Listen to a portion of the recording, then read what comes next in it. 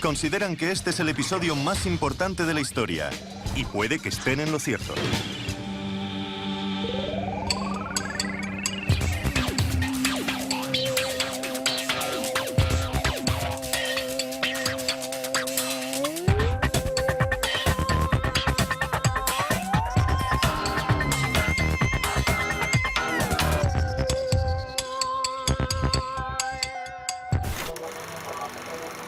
En julio de 1947, Roswell era una pequeña ciudad dormitorio rodeada de ranchos y desiertos.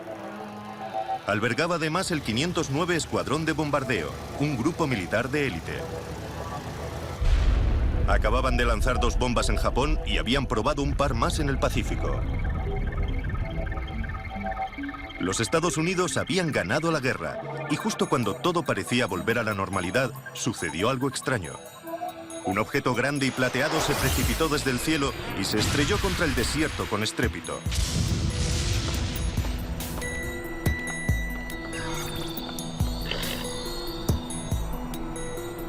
Un ranchero encontró partes de lo que quiera que fuese aquello e informó a la base aérea local.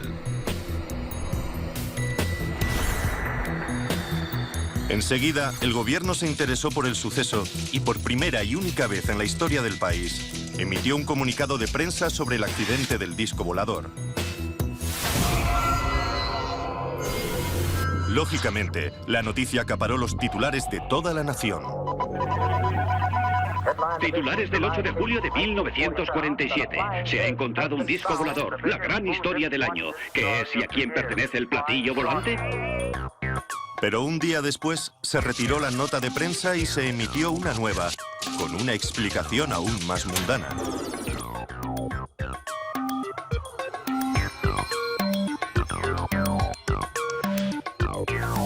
Precisamente, en esas 2 notas de prensa está todo el jugo de esta historia. Un día hablan de la guerra de los mundos y al día siguiente no es más que un globo meteorológico. Así que los vecinos de Roswell volvieron a ocuparse de sus granjas y la vida siguió su curso.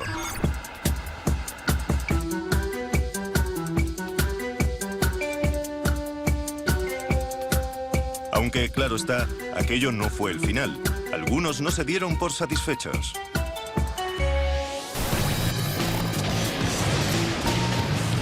Nunca habríamos oído hablar de Roswell, ni habría salido en las pantallas de televisión, de no ser por el encuentro casual de 2 hombres en 1978.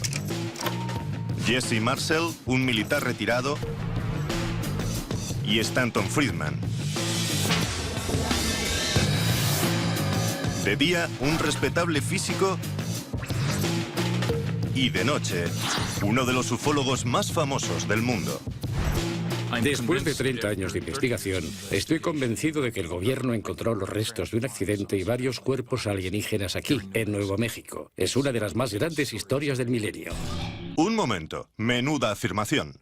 Vamos a necesitar algo más de información. Retrocedamos un momento.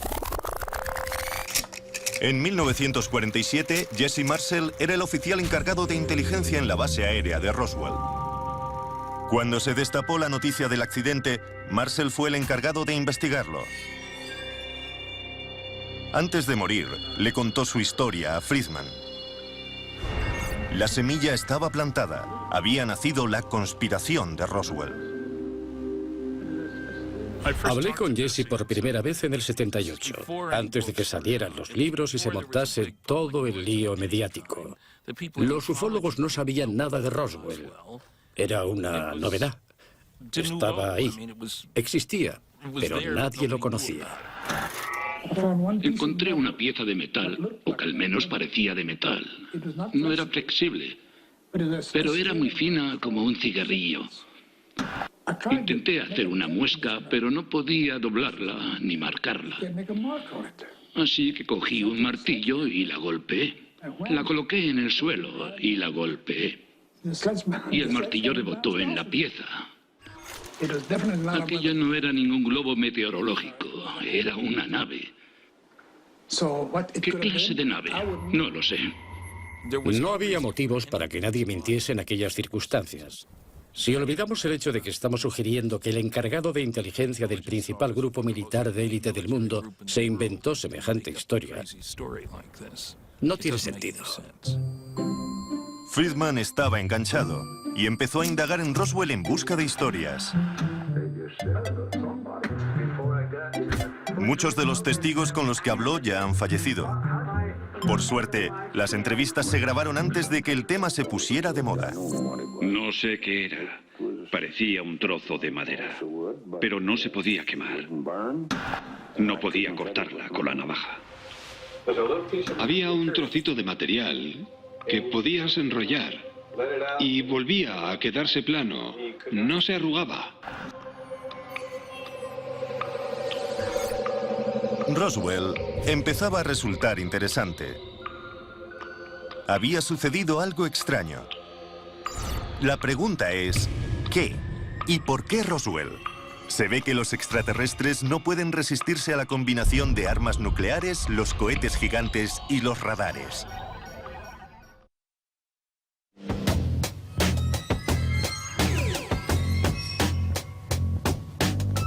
Sucedió algo extraño en Roswell, eso lo sabemos.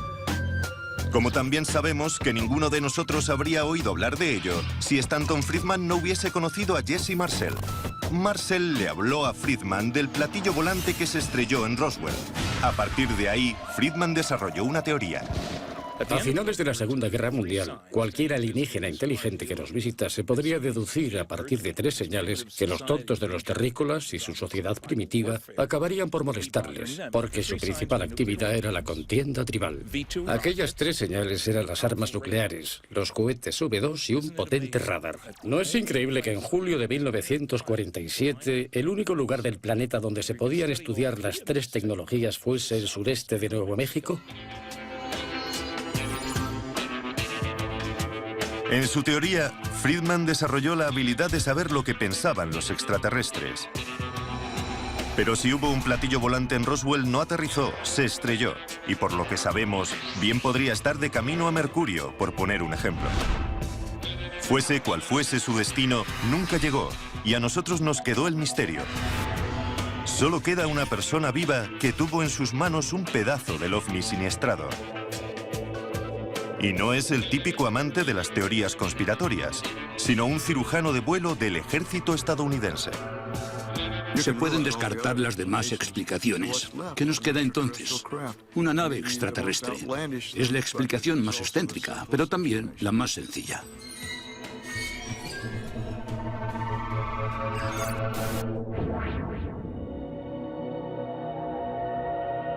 Por suerte para nosotros, antes de regresar al hangar 84 con trozos del disco siniestrado, Jesse Marcel se detuvo en su casa para enseñárselo a su esposa y a su hijo, Jesse Marcel Jr. Jamás olvidaré aquella noche de julio en Roswell porque fue única. Marcó un antes y un después en mi vida, antes y después del evento. Era la 1 o las 2 de la mañana y estaba profundamente dormido. Mi padre entró en mi dormitorio y me despertó. Me dijo, ven aquí, Jesse, quiero enseñarte algo. Estaba entusiasmado y mi padre no era muy dado a ello, así que me resultó extraño. Me di cuenta de que fuera lo que fuese, era muy importante. Fue a despertar a mi madre y colocó unos restos en el suelo de la cocina. Nos dijo, esto es material de un platillo volante. Luego había una especie de fragmentos de viga en I y en la superficie tenían lo que parecían jeroglíficos. Y pensé, ¿qué es esto?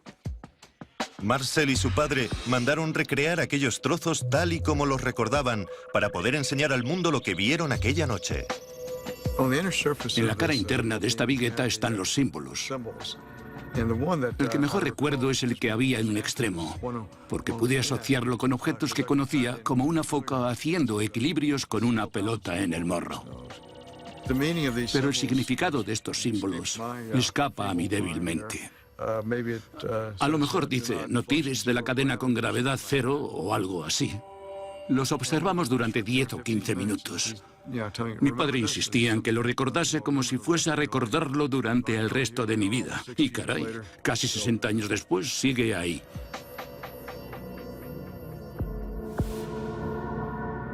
Como su padre, Jesse Jr. se alistó en el ejército y es cirujano de vuelo desde hace 40 años. Este año solo tiene 2 semanas de vacaciones y ha decidido venir a Roswell a seguir los pasos de su padre. Fue aquí, al hangar 84, donde su padre trajo aquellos restos. Por lo que cuenta Jesse, los militares cambiaron rápidamente los restos por otros para burlar a los reporteros. He visto fotografías de mi padre arrodillado junto a unos restos en el suelo del despacho del general Ramey. También aparece el general Dubose. Pero al observar aquel material del suelo pensé, un momento, esto no es lo que vimos en Roswell en el suelo de la cocina. Mi padre me dijo que puede que parte de los restos fuesen originales, pero la mayoría habían sido reemplazados. Por lo que deduzco, a usted no le cabe duda de que la historia del globo fue una tapadera. En absoluto. Sabíamos que la historia era una tapadera, pero la utilizamos para persuadir la curiosidad de la prensa. Supongamos por un momento que sí, se estrelló un ovni en Roswell. ¿Por qué querría encubrirlo el gobierno? Han pasado 2 años desde la Segunda Guerra Mundial. Hay mucha tensión en el mundo y la Guerra Fría empieza a calentarse. Tal vez no fuese un buen momento para admitir que no tenían control sobre su propio espacio aéreo. No me sorprendería que lo hubiesen encubierto. ¿Qué iban a decir? ¿Que los extraterrestres venían de visita? No sabemos qué quieren, de dónde vienen ni cómo operan. Pensamos que les gustaría saberlo. Un momento. La pregunta que nos hacemos entonces es, ¿por qué afirmó primero el gobierno que era un disco volador? Hay 2 posibilidades. Una, que alguien en la parte baja de la cadena de mando se emocionase y cometiese un simple error. Pero el protocolo militar detectó que un comandante del Escuadrón 509 autorizó la nota de prensa. Luego, no parece que fuese un simple error. 2. Se planificó la contradicción. Esta es la teoría. Primero admites que es un ovni, y luego se ofrece una explicación más plausible, como la del globo meteorológico. La gente se creerá antes lo del globo que lo de la nave interestelar, aunque no es tan sencillo como suena. En primer lugar, había gente en la ciudad que sabía cosas. En segundo lugar, lanzar una nota de prensa que luego se pudiese tirar a la basura. Era una solución fantástica. La gente se tragó la tapadera.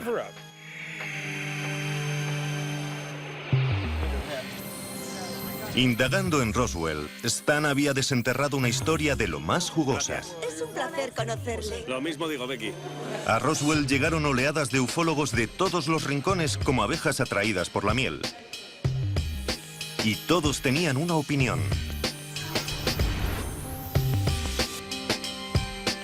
Dave Thomas es físico y matemático, además de presidente de un grupo llamado Nuevos Mexicanos para la Ciencia y la Razón. En ciencia, decimos que las afirmaciones extraordinarias requieren pruebas extraordinarias. Y si queremos que alguien crea algo tan extraordinario como que los extraterrestres han surcado el espacio hasta llegar a la Tierra, se necesita algo mejor que unas fotos desenfocadas. Se necesita una prueba física de verdad. Lo mejor sería una gota de sangre alienígena. Eso sería más importante que la teoría de Darwin.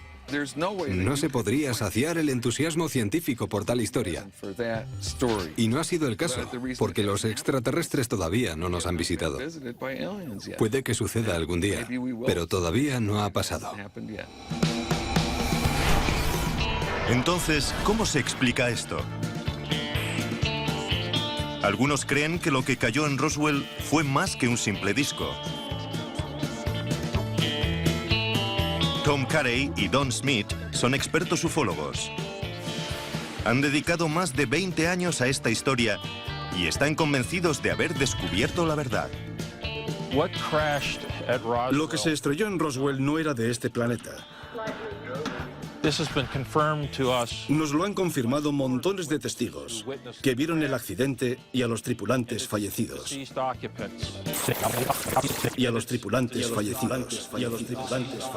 ¿Extraterrestres de verdad muertos? Esto se pone interesante. Creemos que se encontraron 5, 6 o 7 cuerpos en 3 lugares distintos.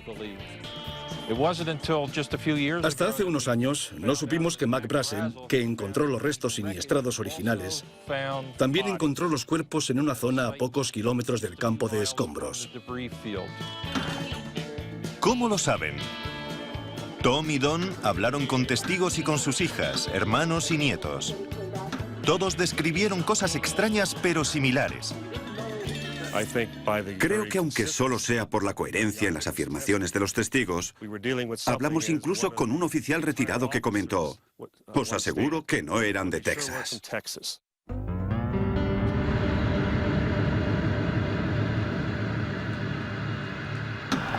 Eran bajitos, tenían la cabeza grande para su tamaño. Tenían la cabeza grande, más grande por arriba y estrecha por abajo. Su cabeza era mucho más grande que el cuerpo, como desproporcionada en relación al cuerpo. Tenían los ojos muy hundidos y lo más increíble es que el cráneo era flexible, no era un cráneo duro. Mi abuelo me dijo que tenían la cabeza muy grande y que el traje que llevaban era como... parecía de seda. Parecían humanos, pero no eran como nosotros.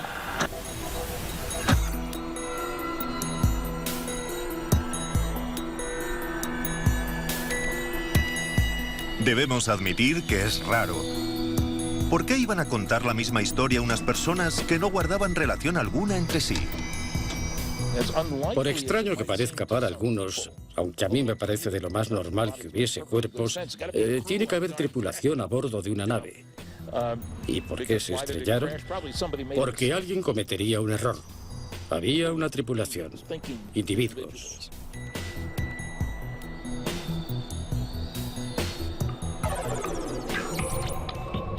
Imagine que realmente ha visto una forma de vida alienígena. ¿Por qué esperar 30 años para contarlo? Yo diría que es una historia tremenda como para callársela, a menos que le hubiesen amenazado.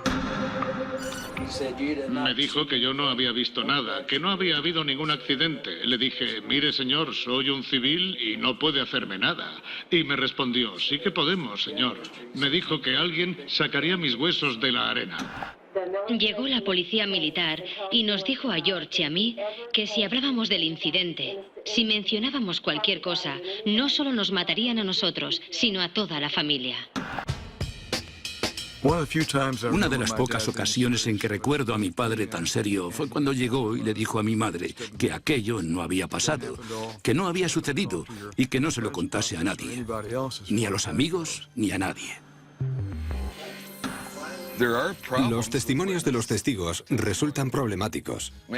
Tal vez quieren creerlo con tanto ahínco que no se dan cuenta de que están exagerando la verdad. En el caso concreto de Roswell, el gran problema es que han pasado 40 o 50 años. No aparecen ni en los libros de ovnis de los 60.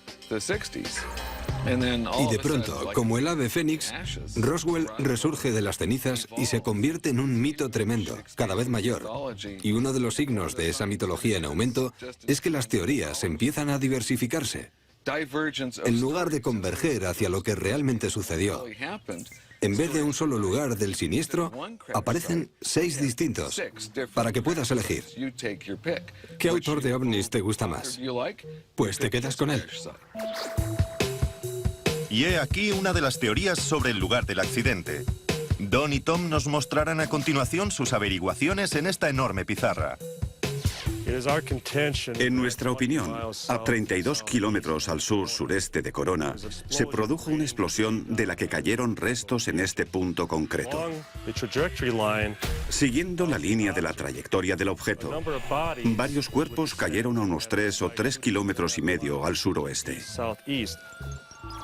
Esa es la segunda zona. Siguiendo la línea de la trayectoria, los restos de una cápsula siguieron a unos 25 kilómetros antes de impactar, en este punto a 65 kilómetros al noroeste de Roswell. Todavía no lo hemos encontrado. Seguimos buscando este sitio.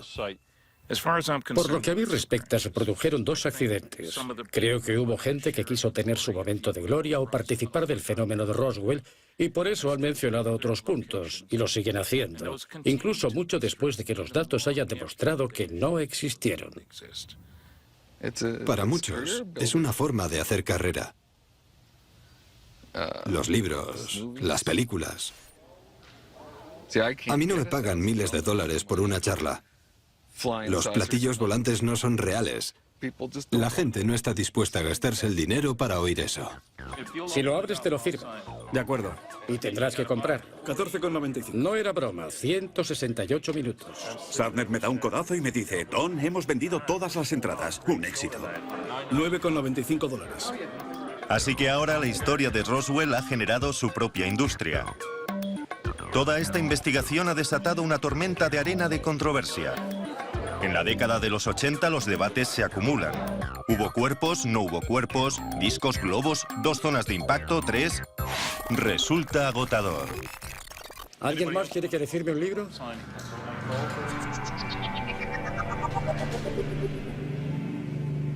Pero entonces sucedió algo realmente sorprendente. A principios de los 90, el gobernador de Nuevo México está tan desbordado por las llamadas que solicita a las fuerzas aéreas que expliquen lo sucedido en Roswell. ¿Y saben qué? El gobierno respondió. Hechos y ficción en el desierto de Nuevo México no es precisamente una lectura ligera. Tras invertir miles de dólares y emplear a 30 agencias gubernamentales durante 2 años, las fuerzas aéreas terminaron un informe de 975 páginas donde se afirma que lo que realmente impactó en Roswell fue un proyecto secreto llamado Mogul. ¿Qué es Mogul? Pues es un globo. Llamarlos globos meteorológicos me parece una terrible injusticia. No eran simples globos. Eran unos experimentos físicos gigantes que medían 182 metros de alto y que requerían al menos una docena de globos para elevarlos. Tenían paracaídas y anillas y cuerdas. Y una de las principales características eran los curiosos reflectores de radar, hechos de un papel metálico y brillante que no se abollaba fácilmente. No dieron el cambiazo con los restos. Lo que aparece en las fotografías es lo que hubo. Eso es el incidente de Roswell.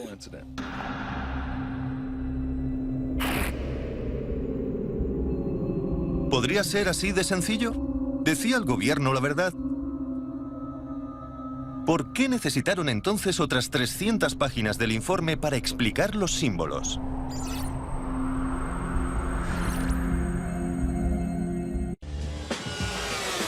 Algo se estrelló a las afueras de Roswell. El ejército estadounidense dice que fue un globo meteorológico llamado Mogul, de lo que da buena cuenta el informe Roswell. 900 páginas son un volumen considerable para demostrar algo tan simple. Para algunos resulta sospechoso. El proyecto Mogul es una falacia, sinceramente. Todo lo que mencionan es incorrecto.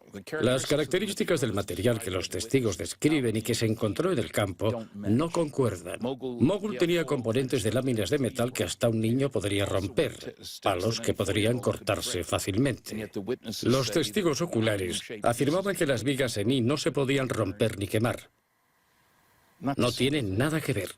Además, el proyecto Mogul era supuestamente secreto, súper secreto. Pero no había nada de secreto en la tecnología del globo, la radio y todas las historias que llevaba. El único secreto era el propósito. En la página 302, las fuerzas aéreas explican también los misteriosos símbolos de Jesse Marcel. Dicen que era cinta adhesiva con flores donada por una empresa de juguetes. El único testigo por el que podría responder es Charlie Moore, mi profesor de física, que lanzó aquellos objetos. Es un físico muy respetado Él vio en primera persona los reflectores de radar con aquellos curiosos símbolos que parecían extraterrestres. Habrá visto cientos y seguro que se preguntaba por qué aquel fabricante de juguetes ponía aquellos simbolitos en los reflectores del radar. Misterio resuelto. He visto parte de la cinta adhesiva y es mucho más ancha y más grande y en ella aparecen flores, no esta clase de símbolos. Yo puedo comparar una cosa y otra, y eso no es lo que vimos. Punto. Pues ya está todo aclarado. ¿Se acuerdan de esto? En el mejor de los casos sería una gota de sangre extraterrestre. Sangre alienígena. ¿Y si no solo fuese sangre, sino la cabeza de un extraterrestre? Y piernas. El ser entero. Cuidado con lo que desean. Puede hacerse realidad. El infame vídeo de la autopsia a un extraterrestre. Aquí es donde comenzó todo. Detrás de mí hay unas marcas que indican el supuesto lugar del accidente del OVNI, donde se encontraron 3 cuerpos alienígenas en 1947.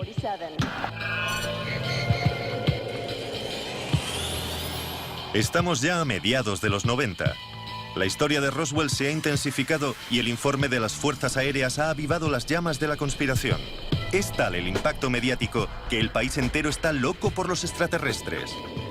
En la televisión triunfan Expediente X, Más allá del límite, Star Trek. En el cine Independence Day y Mars Attacks. No sabía lo que era, ni si alguna criatura iba a salir y venir a por nosotros. Están abduciendo a gente. Los extraterrestres vienen a visitarnos. Es hora de que la gente despierte espiritualmente. Y entonces surgió algo más. En el momento perfecto, sospechosamente. Se convirtió en una de las filmaciones más controvertidas jamás vistas en televisión. Aseguran que se trata de una autopsia real a un extraterrestre y que la criatura de la mesa se encontró en el lugar del siniestro de Roswell. Un inglés, de nombre Ray Santilli, afirmó que descubrió esta filmación supuestamente auténtica de manos de un cámara militar en Florida. Al percatarse de la conmoción que provocaría, Ray busca un comprador. Es así como aparece Bob Kiviat, un productor de programas paranormales de Los Ángeles con una larga trayectoria. Cuando empecé a hablar con la oficina de Ray Santilli en Inglaterra, era obvio que Ray esperaba y confiaba en que alguien como yo, con experiencia en televisión y asuntos relacionados con los ovnis, contactase con él. Por lo que a mí respecta, su afirmación de que tenía una filmación del evento de Roswell, de la autopsia de las criaturas, sonaba demasiado bien para ser verdad. Bastante intrigado, Bob Kiviat subió a bordo de un avión rumbo a Inglaterra para descubrir si la filmación estaba a la altura de tanto revuelo. Ray Santilli sacó una cinta, la metió en una máquina y me quedé boquiabierto.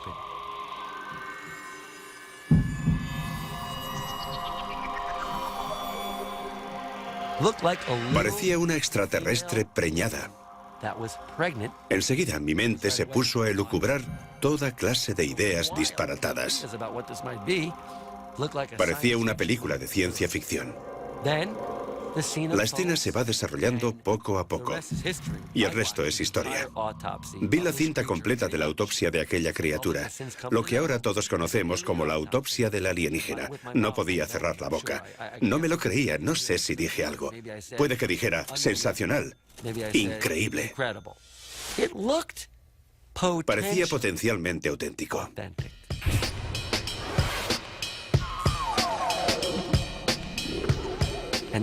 Todo aquello se me ocurrió mientras lo veía. Era imposible no mostrárselo al público estadounidense. Eso era lo que sentía. Se ha dicho de todo sobre la autenticidad de la filmación de la autopsia. Pero, ¿cómo averiguar la verdad? Empecemos por observar la habitación. Se supone que es una sala médica de Texas. Y bien podría serlo. El reloj de la pared es un modelo de General Electric que ya se fabricaba en 1947. El teléfono es un Bell bastante común, también auténtico en esa época. El instrumental, correcto. La mesa, correcta. Bien, la habitación parece normal. ¿Y los doctores?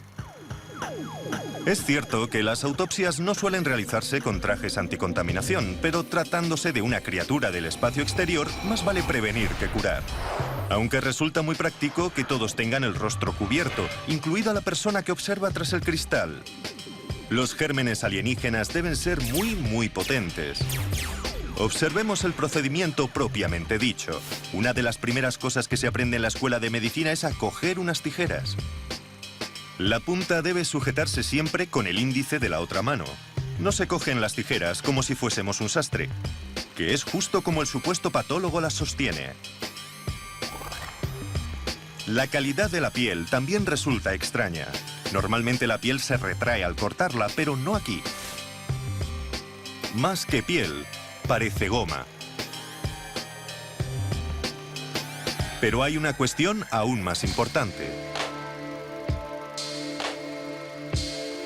Todos los seres de este planeta hemos evolucionado a partir de un organismo unicelular. Y en la Tierra, algunos seres son así, otros así o así. ¿Qué probabilidades hay de que los extraterrestres evolucionasen y tengan 2 ojos, una nariz, una boca, 4 extremidades e incluso genitales en el mismo sitio que nosotros? Es extraordinario. Está tan bien hecho que si es falso, es la obra de un maestro. ¿Pero qué maestro? ¿Fue obra de Ray Santilli? ¿O acaso de un equipo de efectos especiales? ¿O del misterioso cámara? Tal vez nunca lo sepamos, porque cuando Bob Kiviat le compró a Ray la filmación, tuvo que pagar un precio. El cámara permanecería en el anonimato. Nadie volverá a contactar con él. No puedo entrevistarlo. No tengo garantías de que llegue a conocerlo como parte del documental para Fox.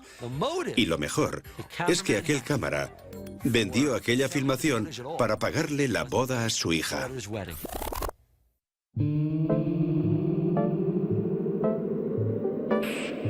Parece que todos consiguieron lo que querían. Fox emitió el programa y 30 millones de personas se quedaron pegadas al televisor. A día de hoy, no hay pruebas de que la filmación sea real, pero quienes no conocían nada de Roswell ya pueden participar en el debate.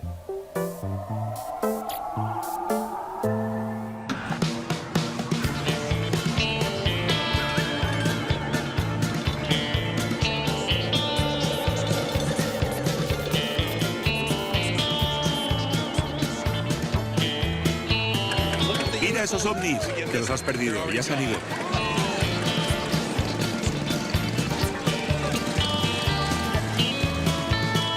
La leyenda de Roswell crecía. El debate sobre la autopsia del extraterrestre añadió leña al fuego. ¡Viva Roswell! El país entero está obsesionado con los alienígenas. Con tantas historias sobre marcianos, cabría esperar que las fuerzas aéreas no quisieran ni acercarse a Roswell. Ya lo habían explicado todo. Era un globo meteorológico, ¿no? Y en 1997, las fuerzas aéreas redactaron otro informe de 300 páginas. Se llamaba el Informe Roswell Caso Cerrado. El objetivo de ese caso cerrado era explicar los cuerpos alienígenas que habían visto los testigos. Otra sencilla explicación: maniquíes de pruebas para accidentes.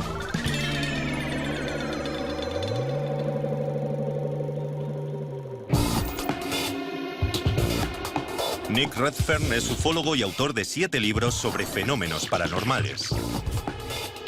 Cuando apareció la teoría de los maniquíes de pruebas, enseguida se formó una opinión. Roswell sigue desafiando las explicaciones y precisamente por eso el misterio perdura. La gente dice, puede que se estrellase un ovni, a lo mejor fue un globo mogul o los maniquíes de pruebas. Y entonces se preguntan, con razón, si no sería todo un error para cubrir el globo meteorológico. Yo personalmente no me trago esa teoría y me parece sospechoso que el propio gobierno haya desarrollado teorías tan dispares. ¿Por qué lanzarían las Fuerzas Armadas maniquíes de prueba en medio del desierto? Para probar asientos de eyección a gran altitud. Suena razonable. El único problema es que esta práctica no comenzó a emplearse hasta 1953. De 1953 al año 47 van 6 años. Los maniquíes tendrían que haber viajado en el tiempo, lo cual es absurdo. En segundo lugar, los maniquíes deberían tener la misma altura y peso que los pilotos. Los testigos nos han dicho que medían 1 metro o metro y pico. El color se describe entre verde rosáceo y verde grisáceo. Ojos sesgados. Sin nariz. Solo 2 pequeños orificios. Una rayita en forma de boca. 2 pequeños agujeros por oreja. Sin pelo y con la cabeza en forma de huevo invertido. No discrepamos con los testigos, sino más bien con las fuerzas aéreas.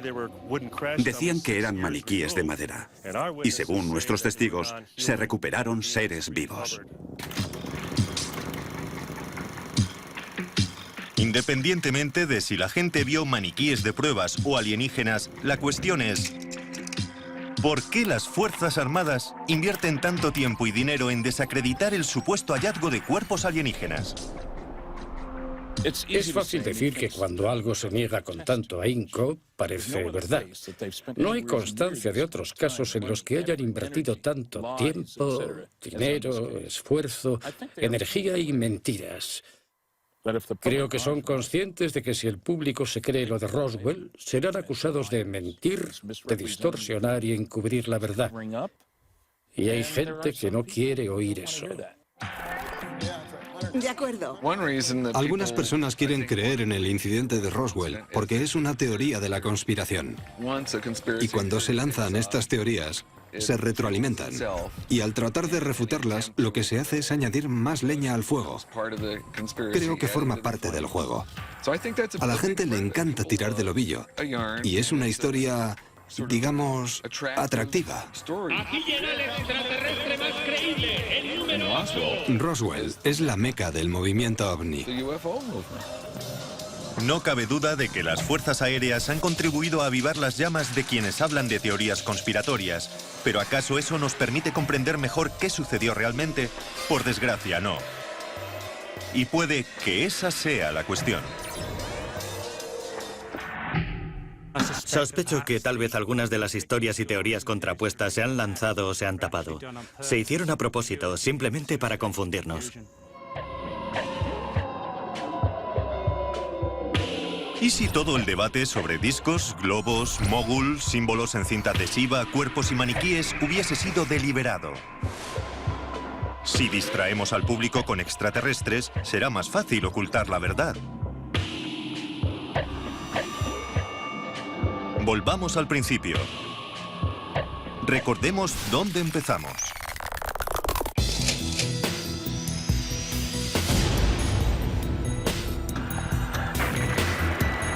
Han pasado 2 años desde la Segunda Guerra Mundial. El gran enemigo de los Estados Unidos eran los nazis, no los alienígenas.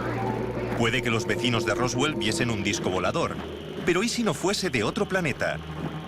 ¿Y si era una nave secreta de diseño nazi? Uno de los rumores que ha circulado durante muchos años es el hecho de que los nazis estaban intentando desarrollar vehículos similares a los platillos volantes. Muchos de esos rumores y de esas historias se han descartado, tildándolos de engaños, leyendas y de historias de amigos, y muchas veces con razón. Pero hay ciertas evidencias que sugieren que en aquella época los nazis estaban trabajando en una aeronave perfectamente circular. En los informes del FBI figuran entrevistas realizadas a prisioneros de guerra y pilotos de caza alemanes que habían visto vuelos de prueba de aviones circulares en aeródromos de la Alemania nazi durante la Segunda Guerra Mundial. Pero, ¿qué tiene todo esto que ver con Roswell?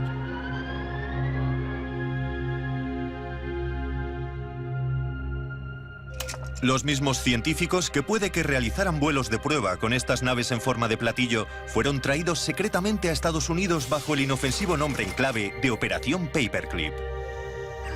La Operación Paperclip es un proyecto que comenzó en la fase final de la Segunda Guerra Mundial para atraer científicos nazis y colaborar con Estados Unidos en el conflicto bélico.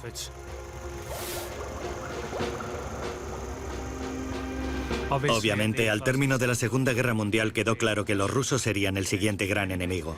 Con la derrota nazi, el plan consistía en extraer el mayor número posible de científicos nazis antes de que los soviéticos les pusieran la mano encima. ¿Y adivinan a dónde los llevaron? Al sureste de Nuevo México. ¿El ovni de Roswell era realmente un platillo nazi?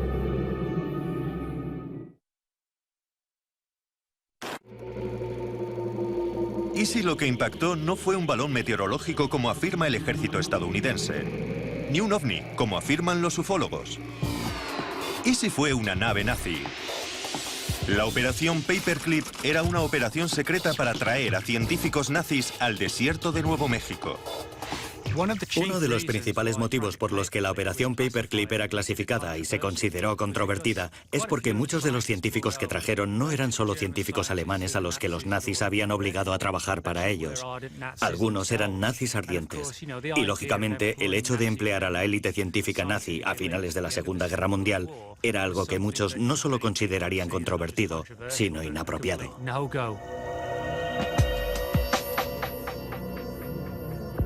¿Y si el gobierno se hubiese servido de la idea del ovni para encubrir sus propias actividades? Pero entonces, ¿qué hay de los hombrecillos verdes? Paperclip ofrece una explicación plausible para el disco, pero ¿y los pilotos de 1 metro de altura? Lo que tenemos en Roswell es un enorme campo lleno de restos e informes de cuerpos alienígenas prácticamente en el mismo lugar. Seguramente lanzaron un cohete V2, una práctica habitual en esa época, traído de la Alemania nazi y con una tripulación de monos a bordo, que impactó fuera de los límites establecidos. Con la Guerra Fría en su punto álgido, no querían que los rusos se enterasen, así que inventaron toda esta historia del disco volante para encubrir este experimento con monos. Las propias fuerzas aéreas han negado esta teoría, pero es un hecho que años después de lo de Roswell se realizaron varios experimentos de esta clase, con monos a bordo de cohetes tipo V2. Seguramente no les sorprenda que los ufólogos más entregados no sean muy amigos de esta teoría. Allí no había nada convencional, ni cables, ni tubos de aspirador, ni remaches, tornillos, pernos, nada de eso. Si era tecnología alemana, ¿cómo es que emplearon componentes extraterrestres? La realidad es que ninguno de nosotros, ni siquiera los ufólogos, estuvo allí. Desde 1947, numerosas personas han tratado de averiguar la verdad de lo que sucedió en Roswell, pero ¿saldrá alguna vez a la luz?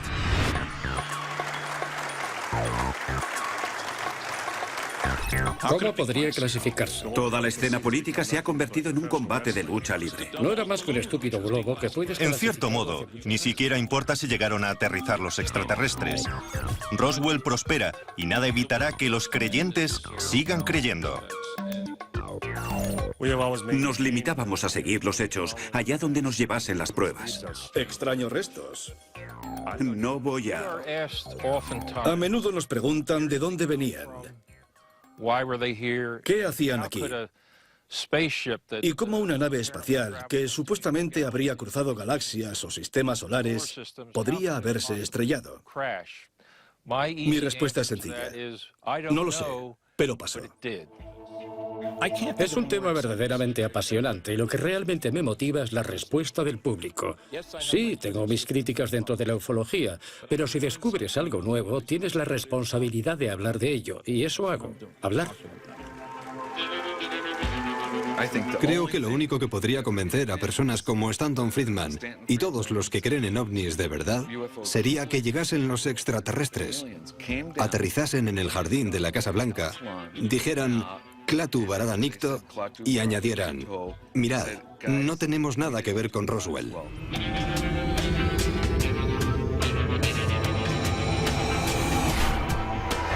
Puede que las pruebas definitivas se encuentren en algún archivo militar o en alguna cámara acorazada. Y tanto si sale a la luz como si no, seguiré creyendo que en Roswell se produjo un acontecimiento de gran importancia y muy controvertido. Incluso si hay una explicación racional, aún debemos enfrentarnos a un gran problema: el testimonio del pueblo de Roswell. No era un avión derribado, ni un globo meteorológico, ni un globo móvil, ni ningún dispositivo secreto de los nazis, los rusos o quien sea. No era nuestro. Aquello vino de otro lugar. Si creen que la leyenda de Roswell no es más que una sarta de mentiras, entonces significa que todas aquellas personas estaban muy equivocadas o mentían. Todas y cada una de ellas. Una afirmación muy dura. Pero a fin de cuentas, ustedes deciden.